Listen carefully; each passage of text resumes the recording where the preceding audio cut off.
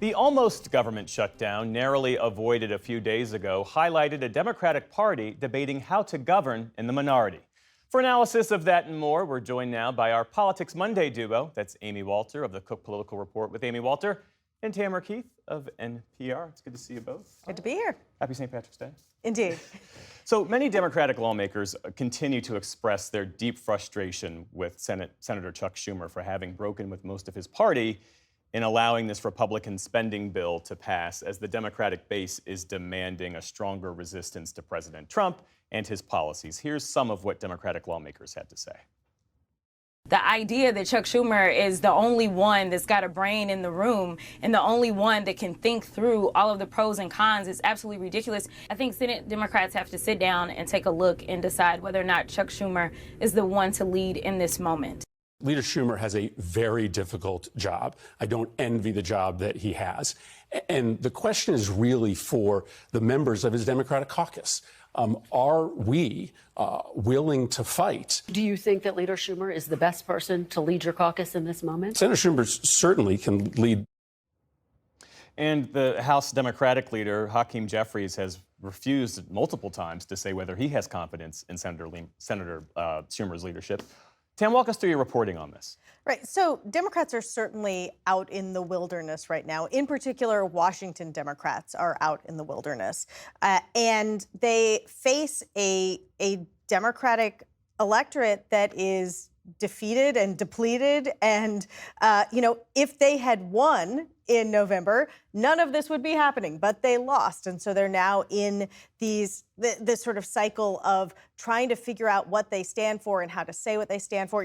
I did talk to a Democratic consultant today who said, if they would just focus on prices and the economy and that Republicans want to lower taxes on billionaires, they would be fine. But instead, there's a lot of focus on a lot of other things. And this is what happens when you lose. This is an entirely predictable outcome based on what happened in the election. And Amy, Senator Schumer canceled a book tour that was set for this week. His office is citing security reasons. But in an interview he gave to the New York Times on Saturday, he said that he knew this would be an unpopular decision. He knew that there would be divisions over this. But the dissatisfaction isn't just about the vote, it's about the approach. Is that right? Yeah, I think a lot of this was people feeling, especially on the House side, that they had been caught off guard, right? That there was an agreement that they were going in this together. Hakeem Jeffries on the House side kept all but one of his members voting no. Fundamentally, I think Schumer's biggest challenge at this moment is that he's fighting the last war. And you could hear it in this interview, which is he's citing examples from 2006 and 2018 when there was also a trifecta of Republican governorship, right? A Republican president and Republicans in control of Congress, and that the same strategies that worked then are going to work now. The major difference, even with 2017, is that the Republican Party is so much more unified behind Donald Trump, and he is so much more popular in the districts and states where these members come from. So I think his fundamental misreading of the moment of this, just specific moment of this government funding bill, was that he thought, as did, I think, many House Democrats, that the Speaker would be unable to keep everybody in line because, again, in the past, in the last wars, they weren't able to do that, and Johnson only had a one-seat margin. Well, he did it. And I think that is the theory that they need to be playing now going forward, which is these Republicans are not going to split away from Donald Trump. And that is hard. And that's to tell your voters that even if all of our people stick together and all of their people stick together, it's not going to work. Well, Democrats at the moment have no real tools with which to fight, given that they're in the minority in both chambers. And this is also playing out in the polling. The Democratic Party has hit an all-time low in popularity. In a new NBC News poll, just 27% of respondents view the party positively. For comparison, 39% view Republicans positively. So, Tam, how do the Democrats you speak with, how do they read these numbers? Right. Well, those numbers are pretty terrible all around. I also looked at another number underneath the hood of that poll, which is that 65% of Democratic voters in that poll want Democrats in Congress to stick to their positions, even if that means not being able to get things done in Washington.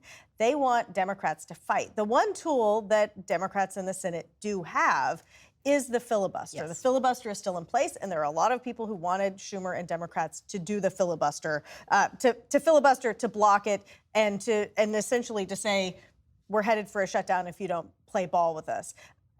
But Schumer, what he is arguing, and one of the Democrats I talked to today said, well, he may have a point. What Schumer is arguing is that if they allowed it to shut down, then Musk and Trump would have gotten what they wanted. Given that, Trump 1.0, he did a lot of things, but he's doing, in Trump 2.0, he's cutting, he is doing things, he is blowing past rulings, he's trying novel approaches to the law, you would say, and the Congress the Republican Congress is saying, okay, cool, which means that Democrats are just in a different position than they were before. Yeah, and that you can use a filibuster for a different time. This was not the right time to do it, which is also Schumer's point. But to that statistic about Democrats wanting Democrats to fight more. In 2017, that number was much lower. More Democrats said, we want you to work with Trump, not fight him. But you also have to remember that Democratic voters, and quite frankly, all voters, have been told throughout 2024 that Donald Trump, by Democrats, that Donald Trump was an existential threat to this country. If that is your message, if you are saying to people, you got to come out and vote for Democrats because if he wins, he's going to destroy democracy as we know it. And then you go and say, well, actually, we can't use the filibuster here to stop somebody that you think is an existential threat. You can understand why Democratic voters are like, I don't understand why you're not fighting more. Those of us in Washington understand how the politics work, right? In terms of how you get and the procedure and how you get numbers or you don't have enough numbers. But if you run a campaign for the last 8 years on that thesis, you're going to have a disappointed base. In the meantime, Tam, President Trump continues to see his highest approval ratings ever, according to this same poll. Again, polling is a snapshot in time. He's still underwater, but 47% approve of the job that he's doing. And he has a 55% approval rating on his handling of immigration. And the White House is already using polling like this as cover to say that, what they're doing on immigration, deporting these Venezuelan migrants without due process, that this is what the American people want, and this is what the American people voted for. Right, and Caroline Leavitt tweeted out a video of those Venezuelans on a tarmac in El Salvador and said, the American people voted for this. She said, we are unafraid to double down, and they are unafraid to double down. That is exactly what they are doing, and they believe that they have a mandate. More to come. Tamara Keith, Amy Walter, thank you both. Welcome.